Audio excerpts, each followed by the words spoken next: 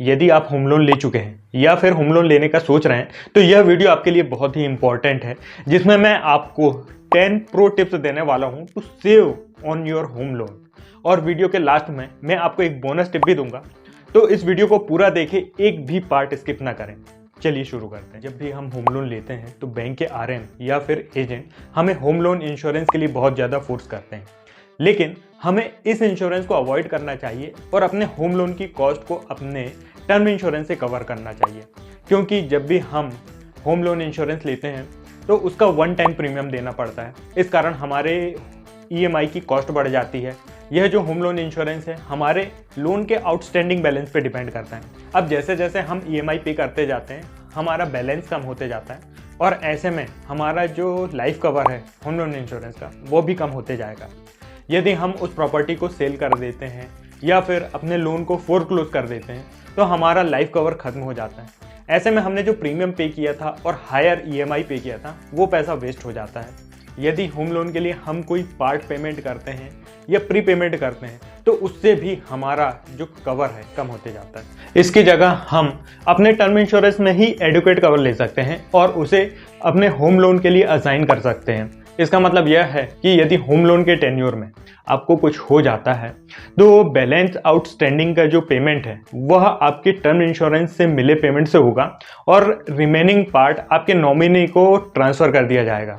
In case यदि आपको कुछ नहीं होता है और आप होम लोन का टेन्योर कंप्लीट कर देते हैं या फिर उस होम लोन को प्रीपे कर देते हैं, फोरक्लोज कर देते हैं, तो आपका टर्म इंश्योरेंस आपको रिटर्न कर दिया जाएगा।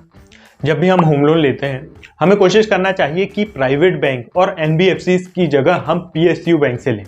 हालांकि पीएसयू बैंक्स में पेपर वर्क और ड्यू डिलीजेंस ज़्यादा होता है, जिस कारण कभी कभी यह बहुत ही इनकन्वीनियंट लगता है, बट जो पीएसयू बैंक्स का रेट ऑफ इंटरेस्ट है वो काफ़ी कम होता है और लॉन्ग टर्म में हमें काफ़ी इंटरेस्ट की सेविंग देता है। इसीलिए हमें कोशिश करना चाहिए कि हम पहले पीएसयू बैंक्स में ट्राई करें। आजकल हमें रेगुलर होम लोन के साथ ओवरड्राफ्ट होम लोन का भी ऑप्शन मिलता है। ओवरड्राफ्ट होम लोन में हमारे एक सेविंग बैंक अकाउंट के साथ एक ओवरड्राफ्ट अकाउंट भी ओपन हो जाता है। हम होम लोन की जो ईएमआई पे करते हैं उसमें दो कंपोनेंट होते हैं। पहला कंपोनेंट इंटरेस्ट कंपोनेंट होता है, जो भी हमारा आउटस्टैंडिंग बैलेंस होता है उस पर पहले इंटरेस्ट चार्ज होता है, और रिमेनिंग अमाउंट हमारा प्रिंसिपल कंपोनेंट का होता है जो कि हमारे आउटस्टैंडिंग बैलेंस को कम करता है। ओवरड्राफ्ट होम लोन में जो हमारा ओवरड्राफ्ट का अकाउंट होता है उसमें हम अपना कोई भी सेविंग, अपना इमरजेंसी फंड या कोई भी short term long term fund रख सकते हैं। जितना अमाउंट हम उस ओवरड्राफ्ट में रखेंगे उतने अमाउंट पर हमारा होम लोन का इंटरेस्ट चार्ज नहीं होता है। मतलब जिस समय हमारा पैसा ओवरड्राफ्ट अकाउंट में जमा है उस समय हमारा इंटरेस्ट का कंपोनेंट कम हो जाता है और प्रिंसिपल कंपोनेंट बढ़ जाता है। ऐसे में हमारा जो होम लोन का टेन्योर है वह कम होता है, हमारी इंटरेस्ट की लायबिलिटी कम होती है और यह अमाउंट हमेशा हमारे डिस्पोजेबल पे रहता है। कभी भी ज़रूरत पड़ने पर हम उसे निकाल सकते हैं। इस तरह हम बिना होम लोन प्री पे किए एक पेमेंट कर सकते हैं इस ओवरड्राफ्ट अकाउंट को यूज़ करके। यह एक बहुत ही अच्छा ऑप्शन है जिसे हम होम लोन लेते समय कंसिडर कर सकते हैं। यदि आपने पहले से होम लोन ले रखा है जो कि रेगुलर होम लोन है, फिर भी आप अपने रेगुलर होम लोन को ओवरड्राफ्ट होम लोन में कन्वर्ट कर सकते हैं। यदि आपके बैंक में यह फैसिलिटी नहीं है तो आपके होम लोन का जो बैलेंस आउटस्टैंडिंग है आप किसी और बैंक में ट्रांसफ़र भी कर सकते हैं। कई बार हमारा होम लोन का जो इंटरेस्ट रेट होता है उससे बहुत कम में हमें किसी दूसरे बैंक में इंटरेस्ट रेट ऑफर होता है। ऐसे केस में हम अपने बैलेंस को उस बैंक में ट्रांसफ़र करके अपना होम लोन दूसरे बैंक में ट्रांसफ़र करके इस चीज़ का बेनिफिट उठा सकते हैं after considering the processing fees of new bank. हमारे होम लोन की ईएमआई में दो पार्ट होते हैं। एक पार्ट होता है इंटरेस्ट कंपोनेंट का, जो कि हमारा आउटस्टैंडिंग बैलेंस होता है उस पर इंटरेस्ट चार्ज होता है। एक पार्ट होता है प्रिंसिपल का, जो कि हमारी जो बैलेंस आउटस्टैंडिंग है उसके तरफ जाता है और हमारे बैलेंस को कम करता है। जो पेमेंट हम हमारे होम लोन के लिए बैलेंस आउटस्टैंडिंग के लिए करते हैं या फिर प्रिंसिपल अमाउंट के लिए करते हैं, यह पार्ट सेक्शन 80C में टैक्स डिडक्शन के लिए एलिजिबल होता है। यदि आपके पास होम लोन है तो कोई ज़रूरी नहीं है सेक्शन 80C क्लेम करने के लिए आपको कोई इन्वेस्टमेंट ही करना पड़े। आप इस पार्ट को टैक्स डिडक्शन के लिए क्लेम कर सकते हैं। जो पार्ट इंटरेस्ट के लिए जाता है वह additional up to 2 lakh rupees तक के डिडक्शन के लिए एलिजिबल होता है। तो हम अपने होम लोन से ये दोनों डिडक्शन यूज कर सकते हैं। इंटरेस्ट कंपोनेंट का जो डिडक्शन है अप टू 2 लाख रुपीस का, हम स्मार्टली इसे अप टू 4 लाख तक का यूज कर सकते हैं। यदि आप अपने स्पाउस के साथ होम लोन लें तो दोनों separately up to 2 lakh rupees तक के डिडक्शन क्लेम कर सकते हैं। बट इसके लिए 2 कंडीशन है। पहला तो आपके हाउस के लिए आपके स्पाउस को ऑनर होना चाहिए, वह प्रॉपर्टी आपके दोनों के नाम में होना चाहिए, और लोन लेते समय भी आपके स्पाउस को आपका को बोरोवर होना पड़ेगा, दोनों के नाम पर होम लोन होगा। तब ऐसे में आप दोनों separately up to 2 lakh rupees तक का इंटरेस्ट क्लेम कर सकते हैं। हमें कितना महंगा और कितना बड़ा घर लेना चाहिए? सबसे पहली बात तो ये कि हमारे होम लोन की जितनी भी एलिजिबिलिटी है, तो ऐसा नहीं कि हमें उतने ने पूरे का ही होम लोन लेना है। हम जो भी हाउस ले रहे हैं और उसके लिए हमारा जो भी होम लोन होगा उसकी ईएमआई हमारी मंथली सेविंग के 50-60% से ज़्यादा नहीं होना चाहिए। मैं कह रहा हूँ हमारी मंथली सेविंग के 50-60% से ज़्यादा नहीं होना चाहिए, मंथली इनकम के लिए नहीं। हमारी जितनी भी ईएमआईज़ की लायबिलिटी है, चाहे वो कार लोन हो, होम लोन हो या फिर पर्सनल लोन हो, कलेक्टिवली हमें हमारी इनकम के 30% से ऊपर की ईएमआई पे नहीं करना है। यदि हम उससे ज़्यादा पे करते हैं तो ये हमारी फिर फाइनेंशियल लाइफ के लिए बहुत स्ट्रेसफुल बन जाता है।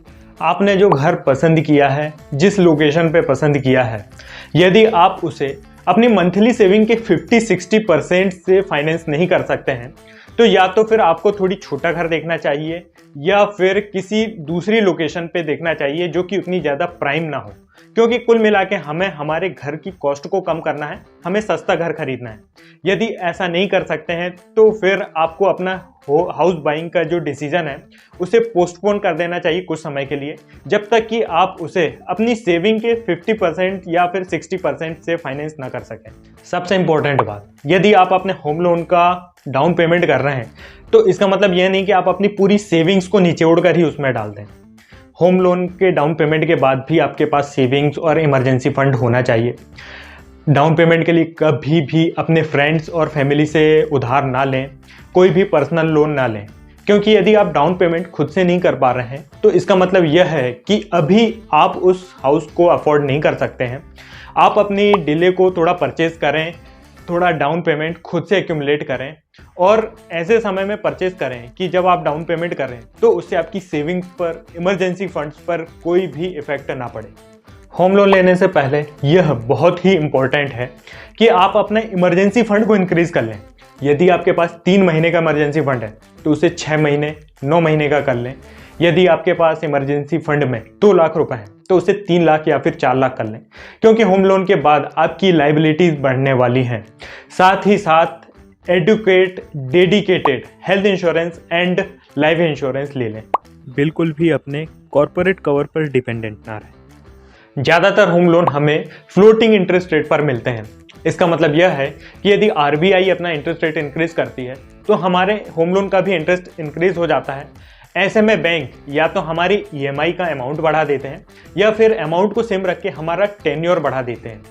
यदि हम हायर ईएमआई पे नहीं कर पा रहे हैं और हमारा टेन्योर बढ़ रहा है तो ऐसे में जितना ज़्यादा हमारा टेन्योर बढ़ते जाएगा उतना ही ज़्यादा हमें इंटरेस्ट पे करना पड़ेगा।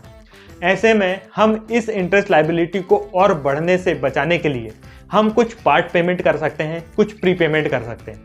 इसीलिए हमारे फाइनेंसेस में कुछ स्पेस होना चाहिए ताकि इस टाइप की सिचुएशन में हम कुछ पेमेंट कर सकें। यदि आपके पास उतनी सेविंग्स नहीं है और आप प्री पेमेंट नहीं कर पा रहे हैं तो इसके लिए आप अपने ईपीएफ या फिर पीपीएफ अकाउंट का यूज़ कर सकते हैं। अपने होम लोन प्री पेमेंट के लिए आपको उसमें विड्रॉल का ऑप्शन मिलता है। अब बात करते हैं बोनस टिप की। दोस्तों, यदि आप होम परचेज कर रहे हैं और आपको मान लीजिए कि होम लोन की ज़रूरत नहीं है, फिर भी हमें एक छोटे मोटे टोकन अमाउंट का होम लोन लेना ही चाहिए, क्योंकि उसके लिए बैंक वाले प्रॉपर ड्यू डिलीजेंस करते हैं, पूरी इंक्वायरी करते हैं और वो उस लेवल की इंक्वायरी करते हैं जो कि हम नहीं कर सकते। ऐसे में हो सकता है कि हम किसी फ्रॉड या स्कैम से भी बच जाएं। दोस्तों, यदि आप अपने होम लोन के लिए इन टिप्स को फॉलो करेंगे तो आप अपने हाउस परचेज को बहुत ही स्मूथ बना सकते हैं। दोस्तों, यदि आपको इस वीडियो से रिलेटेड कोई भी डाउट है या होम लोन से रिलेटेड कोई भी डाउट है तो आप नीचे कमेंट करके पूछ सकते हैं। दोस्तों यदि आप अपने लिए एक प्रॉपर फाइनेंशियल प्लानिंग चाहते हैं या फिर आपको इन्वेस्टमेंट, इंश्योरेंस, म्यूचुअल फंड से रिलेटेड कोई भी डाउट या क्वेरी है तो आप नीचे दिए मेरे नंबर में व्हाट्सअप करके पूछ सकते हैं। दोस्तों यदि वीडियो अच्छा लगा हो तो इसे लाइक ज़रूर करें, चैनल को सब्सक्राइब करें। मिलते हैं नेक्स्ट वीडियो में। धन्यवाद।